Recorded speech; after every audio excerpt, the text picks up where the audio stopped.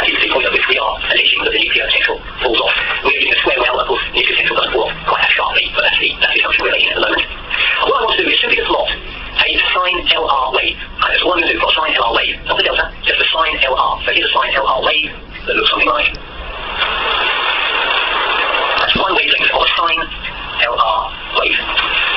Now, of course, the LR wave operates in region 2, so actually, although I'm drawing in region 1, because this is region 1, obviously, less than R0, region 2 is greater than R0, this delay shouldn't actually be there, right, because that actually isn't, that wave function doesn't exist inside region 1. So let's plot that on your line. Now, what I want to persuade you is that K is greater than L. Why?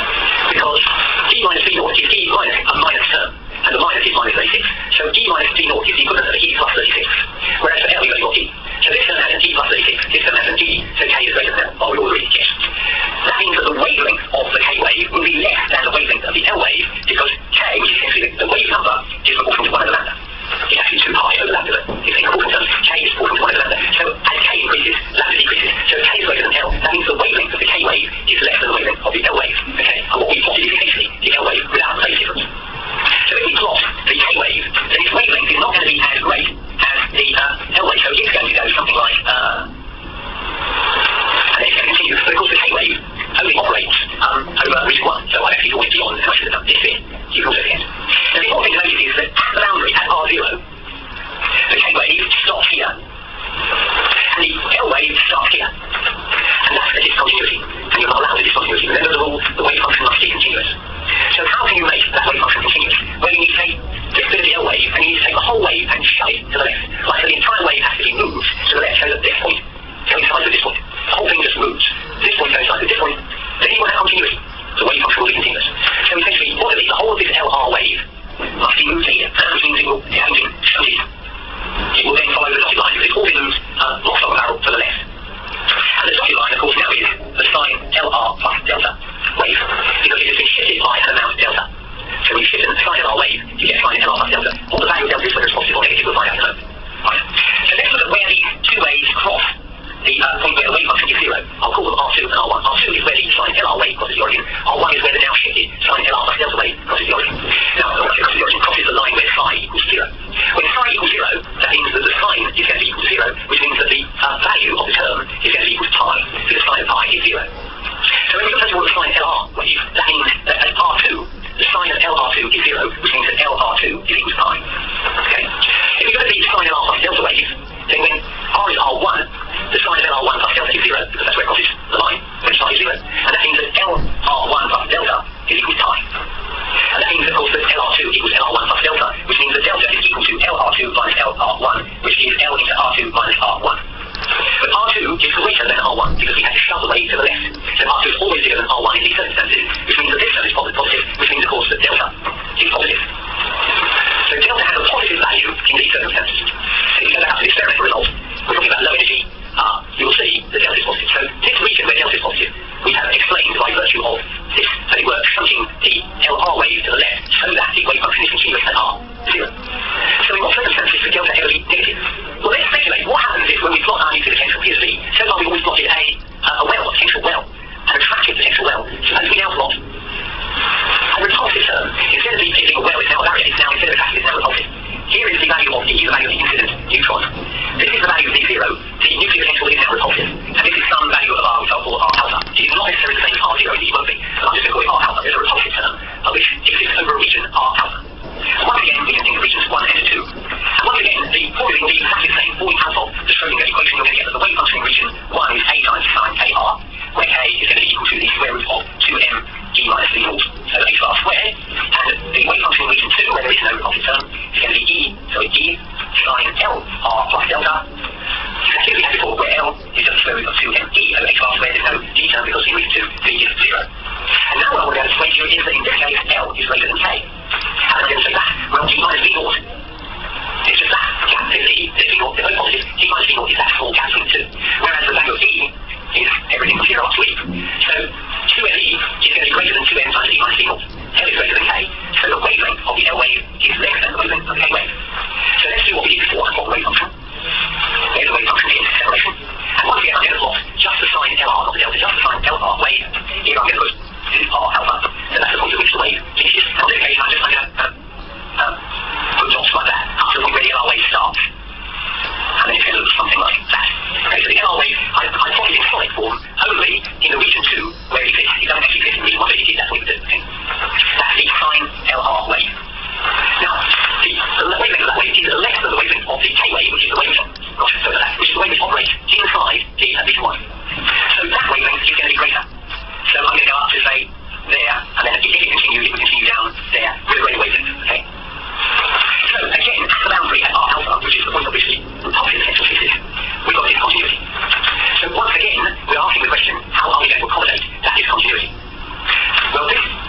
this is the K wave, and we continue like this.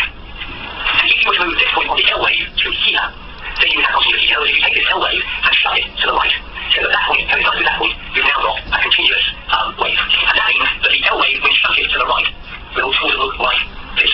And that is now the sign LR plus delta wave, because the phase difference by shoving it to the right is delta. And now once again, where it crosses the point where the wave function equals 0, I'm going to call that R1 and I'm going to call that R2. Let's look at the sign LR wave as a solid wave. When it crosses the point where psi is 0, that means that sin LR is 0, which means that LR1 equals 0, it equals pi. And when the LR1 is pi, the sin of LR1 is 0, which is what we get here. Here you've got that the sin of LR plus delta is 0 at R2, which means that LR2 plus delta equals pi. Therefore LR1 equals LR2 plus delta, which means that delta is equal to L into R1 minus R2. But if you observe, R1 is always less than R2 because you have to shove this wave to the right in order to match up the discontinuity. And that means that delta is negative because R1 is less than R2, so this is going to be a negative term. So that explains if I can redraw the diagram, if you remember the experimental results for measuring delta at different energies, well, you've got a graph that looks like that, crossing the origin, then we're in fact 2, I'll just draw 1, crossing this point when delta changes from positive to negative, and that's 300 eV. So what is the explanation? Well, the explanation is that low energies, the neutrons, if you remember neutrons, bumping into protons in the target and scattering. At low energies, the neutrons are getting into the point where they are experiencing the attractive nuclear potential that we talked about when we drew the square well that looked like that. This is an attractive nuclear potential at low energies. But when you get to high energies, what you're really seeing is that the neutron, so the neutron, is bumping up against the proton. And if you go to higher energies, potentially, the neutron and the proton will kind of start to merge. And nature will not have that. Nature does not want densities being created, infinite densities inside the nucleus. So the trick is to say that at this point, the potential goes the other way. It's now a repulsive potential, which says if you get too close, instead of that nuclear potential being an attractive potential, it's a repulsive potential in order to hold the nucleons slightly apart so they don't crash into one another, so they don't attempt to merge. So that is telling us something about the shape of the nuclear potential. What we're saying is that up to some point R alpha, this is what we had before, the nuclear potential is in fact a repulsive potential. If the separation of the neutron and the proton is less than R alpha, then the nuclear potential will force them apart, not pull them together. That stops them from crashing into one another or even attempting to merge. But once you get to R alpha, the nuclear potential now becomes a attractive potential up to the value of R0, which of course is going to be equal to, well, R, so the radius is equal to R0, h to the 1/3 is our standard definition of the radius of the nucleus, and that's this value here. And thereafter, it's 0. So our shape is, over the very first small distance, which might be of the order of 0.5 Fermis, if you try getting closer than 0.5 Fermis apart, you could get becomes repulsive. Between 0.5 and, well, for example, the neutron proton about 2 Fermis, it's attractive, and thereafter it's 0. In practice, of course, the potential is not quite as square as that. It will look something like this. Is the repulsive potential, this is separation. The repulsive potential is stopping you from actually getting intensity rather than turning off, just to stop the proton and neutron from colliding. Here is where you're going to be able to have an attractive force and then take it off to 0. And this, what this essentially means is that once you get inside the nuclear potential that's really like this, the protons and the neutrons can be, as it were, evenly spaced. They can't get any closer because if they attempt to do so, this repulsive force will pull apart. So you get an even distribution of the protons and neutrons within the nuclear attractive force. And that is why when you measure nuclear density against distance, you get something like this, where over the broad range of the radius of the nuclear potential, the density is constant, and only at the edges does it taper off. If there was no repulsive term, of course, the nucleons would all be attracted and swap into one another, and you would get essentially an infinite density where the separation was very small. This arrangement with the repulsive potential at very, very small distances means that you can keep a standard constant density throughout the broad range of the nuclear force. So this is giving us some idea about the shape of the nuclear potential. Hello, today we aim to look at a basic introduction to the nuclear shell model. The shell model is one of a number of models used to describe the nucleus. These are called phenomenological models. And what they do is they describe the nucleus as if it were something else by analogy. So in this case, the shell model describes the nucleus as if it were behaving like electrons in shells around an atom. The purpose of all these models is to help us to understand and explain the behavior of the nucleus. Now, we've seen from previous videos that the basic structure of an atom is that there is a central nucleus, which we'll talk about in a moment, with orbiting electrons. There may be many electrons orbiting an atom before orbiting the nucleus. The nucleus itself consists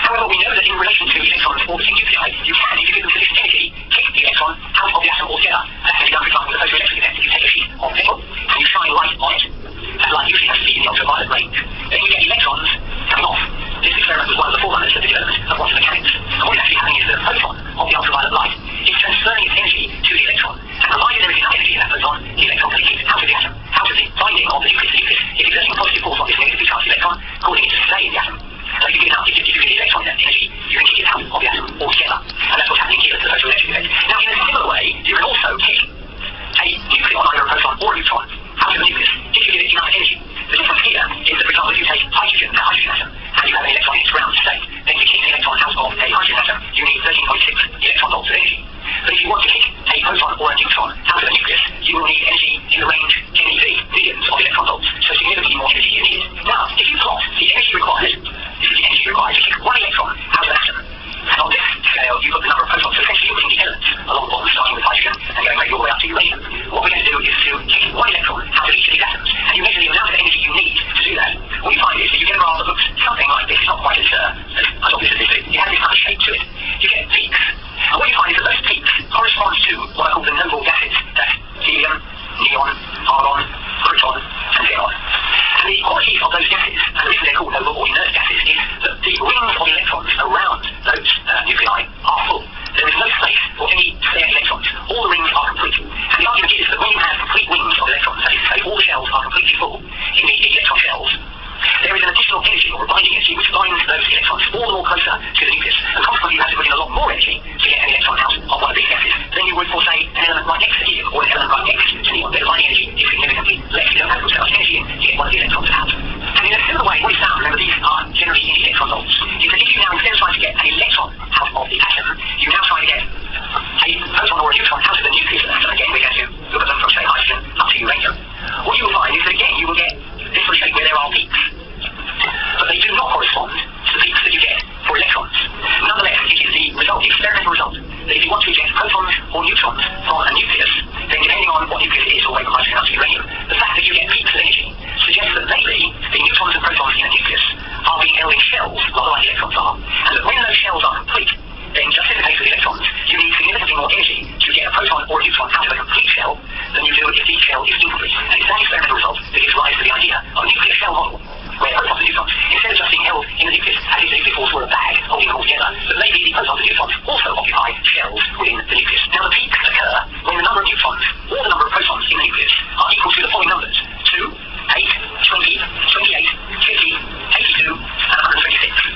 In other words, if you have that number of protons or neutrons in the nucleus, then you will find that you will need significantly more energy to get one of those protons or one of those neutrons out than you would if you were using if the protons or the number of protons or neutrons in the nucleus were different from those numbers. Those numbers are sometimes being called magic numbers. And those numbers apply to protons and neutrons. So you might have a nucleus, for example, that has 20 protons and 20 neutrons, and that would be very stable. And that, of course, is calcium. Calcium has, or one of the isotopes, calcium has 20 protons, 20 neutrons. That is a very, very stable nucleus. You need a lot of energy to eject either a proton or a neutron from calcium. Now we know that when the electrons are orbiting the nucleus, there's a nucleus, there's an electron orbiting. We know that the force that is keeping that electron essentially in orbit is the Coulomb force. The force between the positively charged nucleus and the negatively charged electron. That's the Coulomb potential. So the question is, when you've got protons and neutrons in the nucleus, they're not orbiting anything. So what is it that keeps them inside the nucleus? And the answer is that there must be an interaction between each of these protons and neutrons, and the combined effect of the interactions between all of them is the resultant nuclear force. But this kind of picture is very difficult for physicists, because it means you have to try to model the interaction of every single proton or neutron with every other proton or neutron in the nucleus. That's called an many-body problem, and it's mathematically very difficult. And so the way that physicists traditionally have got over this problem is to say that you can take any one of the nucleons, proton or neutron, let's take that particular one there, and we say that that proton or neutron will experience a nuclear force which is made up of the total of the impact of all the other nucleons. So in other words, this nucleon is being affected by the sum total of all the rest, and that then reduces what's called the two-body problem, and that's much more easy to cope with. And if we are arguing that the strong nuclear force, which is a force operating between each of the nucleons, is a binding force, it has to be, because it's got to hold the nucleus together, then essentially we can regard this nucleon as being in a potential well. Here is the potential well, there is the nucleon sitting at the bottom of it, and that has a worthy binding energy. You would have to give this nucleon this much energy if you wanted to get it out of the well, in other words, if you want to get it out of the nucleus, because the combined nuclear force of all of the other nucleons essentially is what is binding this nucleon into the nucleus, and you have to overcome it with this amount of energy to get the nucleon out. Now the question is, what is the shape of that nuclear force? If we were to plot essentially the force, which we'll call V, against the distance from the centre of the nucleus, we would expect just on the basis of basic reasoning, that the force, this is the attractive, so this is repulsive up here, and this is attractive down here, sitting down here like that. So we would expect that the force would look something like this, where this distance here is the radius of the nucleus, Why do I say that? Well, what I'm saying is that as two nucleons get very close together, there must now be a repulsive force, because if they weren't, then the two nucleons, the protons and neutrons, would get squashed together, squashed on top of one another. So there must be something in the nuclear force that stops the whole of the nucleus from simply being squashed down to a single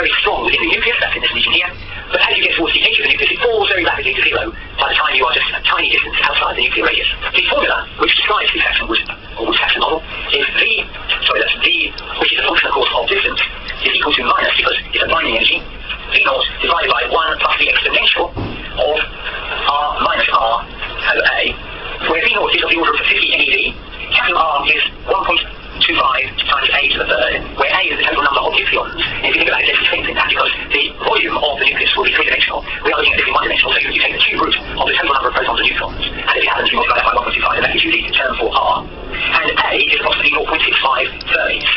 And the question is, why do we need to go for Wood-Saxon formulation with all this complication here? Why do we not simply take the famous old square well?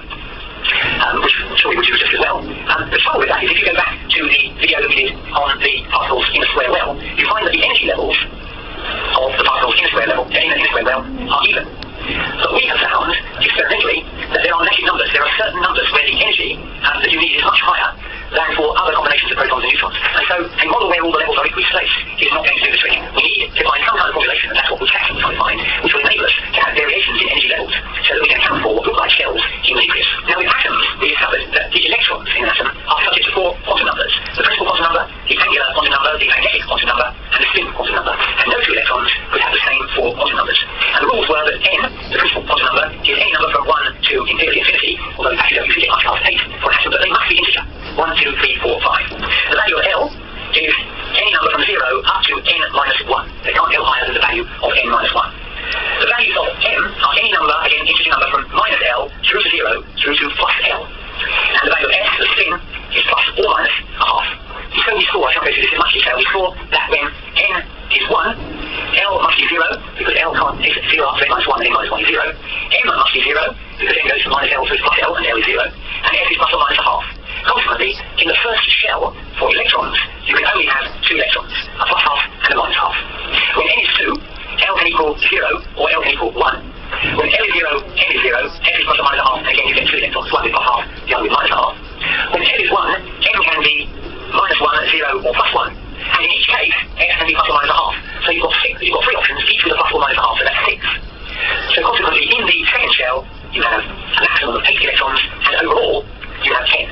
If we move on to the next shell, n equals 3, then the options are that L equals 0, L equals 1, or L equals 2. If L equals 0, you're going to get exactly the same thing here, 2 electrons. If L is 1, you're going to get the same thing here, 6. And if L is 2, then M is going to be minus 2, minus 1, 0, 1, or 2.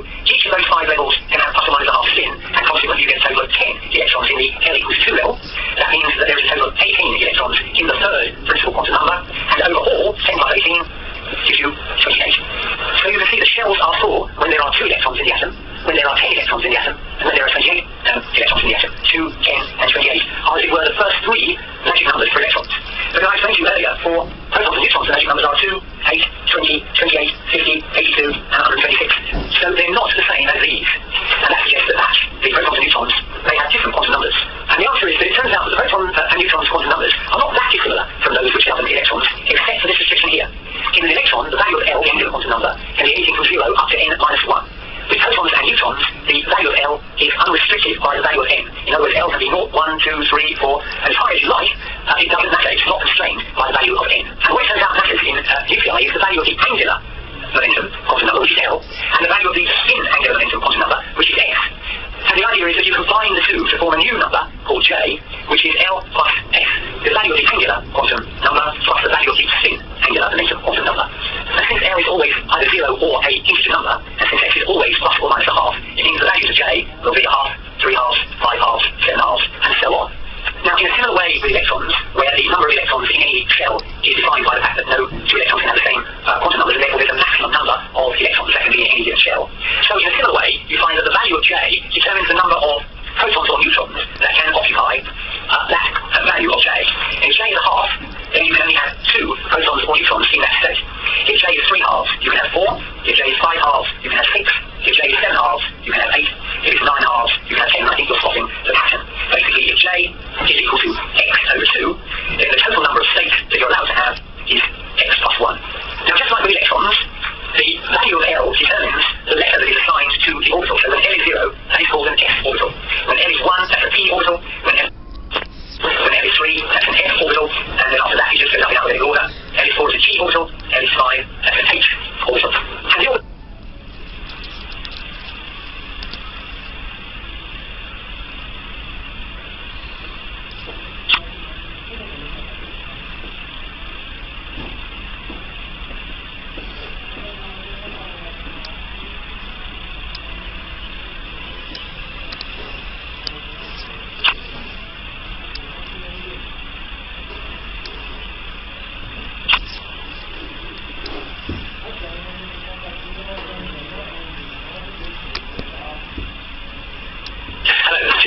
derive the Schrodinger equation in a simple way, we're going to start by reminding ourselves that total energy is kinetic energy plus potential energy. And we usually write that as total energy is half mv squared plus u, where u is the potential energy depending on where we happen to be, whether it's a gravitational field, an electric field, or whatever. We can also write half mv squared as p squared over 2m plus u, because you may recall that p is mv, and therefore p squared is m squared v squared. If you divide that by 2m, you get half mv squared. Okay, we're also going to use a wave, and our wave is going to take the form of psi is e to the I kx minus omega t. And you'll need to see another one of my lectures to establish why we use that particular form for a wave. Now, let us differentiate that wave with respect to x, holding time constant. If we do that, differentiating an t function, or exponential function, is very simple. You take the two terms, the I and the k, which are in front of the x, and you bring it down in front of the exponential term. And it simply becomes ik times e to the I kx minus omega t, which of course is one and the same thing as saying ik times the original value of psi. Okay, we'll keep that. And now we're going to differentiate again. So we're going to take d2 psi with respect to dx squared. And that means you bring down ik again, so now you're going to get ik squared times psi. Now let's just remember that k is equal to p over h bar. Because I'm defining k as 2 pi over lambda. And if we work it through, we know from the formula that p equals h over lambda. Therefore, p equals h over lambda is 2 pi over k. H over 2 pi is just the other version of Planck's constant, and we've got p equals h bar k, so k is p over h bar, which we can use. So now we can say that d2 psi by dx squared is ik squared is of course minus k squared, and minus k squared is minus p squared over h bar squared times psi. Multiplying through by minus, we get minus h bar squared d2 psi by dx squared equals p squared psi. But you will recall that d equals p squared over 2m plus u. And so, if we have the formula we had before, we can say d psi. So we can say that d psi is p squared psi over 2m plus u psi multiplying through by psi. The p squared psi is minus h bar squared d2 psi by dx squared, and we've got 2m there, plus u psi. And that is the time-independent Schrodinger equation. Simple as that.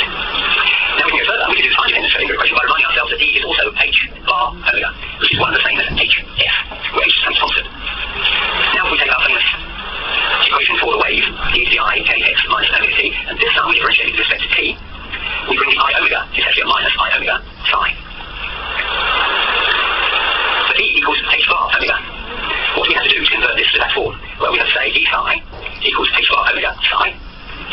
Now let's divide by h bar and multiply by minus I. So we get minus I over h bar d psi equals minus I omega psi.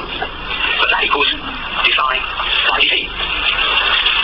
And so we can say that d psi equals h bar over minus I d psi by dt. And that's simply I h bar d psi by dt. So we can substitute d psi for I h bar d psi by dt into the Schrodinger equation, which you'll remember was d psi equals minus h bar squared over 2m d2 psi by dx squared plus u psi. If we substitute what we just found, that d psi is the same as I h bar d psi by dt, that equals minus h bar squared over 2m d2 psi by dx squared plus u psi. And that is the time-dependent Schrodinger equation. And that's all there is to it. Today, we're going to look at wave functions, and in particular, to understand why I chose the wave function that I did in my video on the Schrodinger wave equation. It's also worth explaining why we need a wave function at all. The reason we need a wave function is basically to understand why an electron going around the nucleus doesn't simply spiral into the nucleus and annihilate gas. That is really the foundation of quantum mechanics. The explanation is that you have to think of the electron not just as a particle, but also as a wave. And if you want to think of it as a wave, you need a wave function. That is why when I did the video on deriving the Schrodinger equation, I took as a basic wave this form, psi equals d to the I kx minus omega t. I should just explain what I is. I is the square root of minus 1. Now there is no solution to the square root of minus 1. No two numbers multiplied together can ever make minus 1. So any identical numbers multiplied together always make a positive number. So the square root of minus 1 is what we call an imaginary term, exactly this. So using physics to solve a problem like this, supposing you end up with a result that says that a squared equals minus d squared. There is no solution there. But if you use I, you can say that a equals ib, because then a squared is I squared d squared, and I squared is minus 1. Now for those of you who don't know, there is a basic mathematical form, which I'm not going to derive, but it's well established, that you can take psi equals e to the I alpha x. That is one and the same as cosine alpha x plus I sine alpha x. And that is clearly a wave term, because cosine waves oscillate, and so do sine waves. Cosine waves oscillate between +1 and -1. If you want them to oscillate between greater amplitudes, then you simply have to put an amplitude term A in front of the general term for the waves. Let's consider the real part of that wave, which is the cosine term, and we are using cosine of kx minus omega t. As I say, that is an oscillating wave. But what does it mean? Well, let's begin by simply looking at the cosine of kx. I define k as 2 pi divided by lambda, where lambda is the wavelength of the wave, here is the wave, and the wavelength is the distance between two successive peaks. So, we can rewrite cosine kx as cosine 2 pi over lambda times x. What happens when x equals lambda? Then the term becomes cosine 2 pi, and that equals 1. And so, for every x is 2 pi, that is 2 pi, 4 pi, 6 pi, and so on, the wave will have completed one complete wavelength, and will look something like this. That is known as a standing wave. It doesn't go anywhere. If we now take the second part, cosine kx minus omega t, this is what's known as a travelling wave, because the wave will actually move at velocity v to the right. I'll tell you what v is in a little while. Where do the peaks fall in this wave? Well, the wave will reach its maximum amplitude when kx minus omega t is 0. Because when kx minus omega t is 0, cosine 0 is 1, and that's the maximum amplitude, unless of course you have this a amplitude term in front of the whole thing. So when kx minus omega t is 0, that is the same as saying kx equals omega t, or what? X divided by t is omega divided by k. But what is x divided by t? X is distance, t is time, and distance divided by time is velocity, v. And so this moving wave is travelling to the right with a velocity given by omega over k. But when omega is the velocity in radians, and it's 2 pi times the frequency. What is k? K, as I've already said, is 2 pi over lambda. So omega divided by k is 2 pi f divided by 2 pi over lambda, which is simply f lambda, which is the frequency times the wavelength. Frequency times wavelength is the velocity. Frequency is the number of waves that pass a particular point per second, and lambda is the wavelength of each distance from crest to crest. And so f times lambda is the number of waves which pass a second, multiplied by the wavelength of those waves, and that gives you the velocity per second. We can also say more about k. K is 2 pi over lambda. But from my video on the reason for quantum mechanics, you will see that we derive the formula lambda equals h over p, where p is the momentum. So k is 2 pi divided by lambda, which means is divided by h over p. And that is simply p over h bar, where h bar is a universal Planck's constant, h over 2 pi. And that means that p equals k h bar. H bar is a constant, so k is in essence a measure of momentum. So this formula for what started equals g pi kx minus omega t. We can say that k is 2 pi over lambda, but it is also p over h bar, and it therefore gives us an indication of the wavelength of the wave and the momentum of the wave. Omega is 2 pi times the frequency, and thus gives us an idea of the frequency of the wave, and the velocity of the wave is omega divided by k, and that tells you how fast the wave is moving to the right. Hello, today we're going to look at the double and single slit experiment and diffraction gratings. We'll start with the double slit experiment. Young's double slit experiment was supposed to be the definitive proof that light was a wave, not a corpuscle or a particle. Then along came Einstein and showed that light could behave both as a wave and as a particle. The principle of the double slit experiment is that if we take a piece of board with 2 slits in it, and we have the ground underneath, and over the 2 slits we put some dry sand, then you would expect the sand to filter through the slit and form a pile underneath the 2 slits. So these are piles of sand as the sand falls through. That's what you expect with sand. Do you get the same sort of thing with light? Well, let's just turn it around so that the slits are now like this. We're going to have a source of light, which we call a monochromatic source of light. That means it's the same colour, red or green. You have to have a single colour, otherwise you start to get the colours of the rainbow being filtered out, and that upsets the experiment. So you want a single source of light so that the same light goes through both slits and it comes onto a screen here. Now what do you expect? Well, in the same way as the sand forms tiles underneath the slits, you might expect that the light coming through here will form a, as it were, pile of light. So this is really a measure of intensity in this direction. So what we're seeing here is the brightness of the light on the screen, and similarly opposite this slit here, you might again expect to find an intense light in this region, probably a bit dark in the middle, and then falling off to darkness on both sides. And that is certainly true. It's broadly true is what you do is you close off one of the slits. So if you close off one of the slits, you will actually get, probably, that kind of impact. You'll get a bright area on the screen. But if you open up the centre, and indeed if you close off the top slit, you'll get the bottom effect. But if you open up both of the slits, what do you actually get? Well, let's just draw this again. Here are the double slits. Here's the monochromatic single source of light, so the same light goes through both slits. There's the screen. And what you actually get, opposite to the central point, is you will get a bright area. But then it falls off to an area of darkness, then an area of light, then darkness, then light, then darkness, then light. And similarly on this side, light, dark, light, dark. And these are fringes. So on the screen, what you're actually seeing is brightness, dark, light, dark, light, dark, light, dark, light, dark, light, all the way down. Those are called fringes. In other words, you get darkness at a point where previously you got light. So how is it that if you get light with one slit and more light with the second slit, with both of them open, you actually get darkness where previously with only one slit you got light? How can that be? The answer lies in the nature of waves. It's called superposition. Imagine that you've got 2 stones into a pond, a still pond. And this is where the 2 stones fall into the pond. They will create ripples, which will, or waves,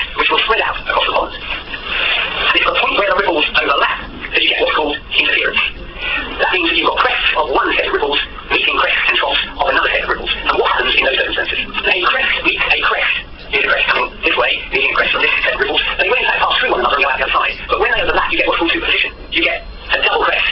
Similarly, if you've got a trough from this stone meeting a trough from this stone, again you get superposition, a double-sided trough. But if you get a crest from this set of ripples meeting a trough from this set of ripples, you get flat water, assuming that the amplitudes of the two are same. So we have to get two identical stones and throw them into the same height to get the same amplitude of waves. They cancel out. And it's that cancelling out that is the reason why you get dark fringes at all these points here, because the waves somehow manage to cancel each other out. That's the principle of superposition. On the other hand, if the waves reinforce one another like this, then you get a double crest or a double trough. Now, what's actually happening when a wave goes through a slit? You'll notice in the